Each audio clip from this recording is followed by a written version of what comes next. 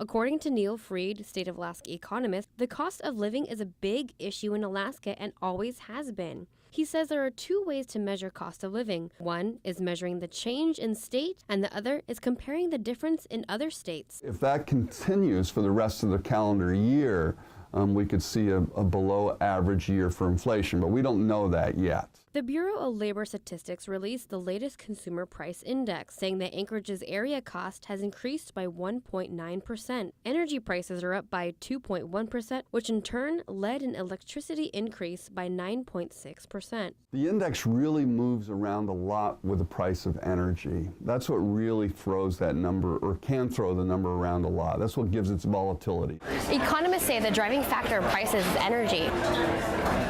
However, most people think of food as a major drive because it's a daily necessity. But economists say prices, like on restaurant menus, are validated because of inflation.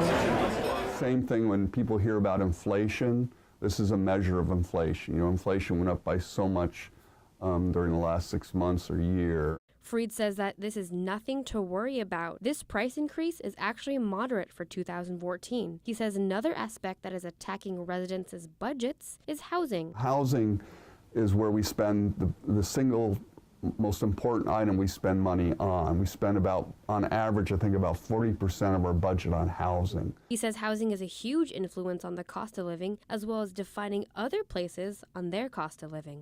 You know, we're kind of hooked onto the whole idea of cost of living because, you know, we are in one of the higher cost of living states in the country. Reporting in Anchorage with photojournalist Devin Cutter, Pearl Grace Rasmussen, your Alaska Link.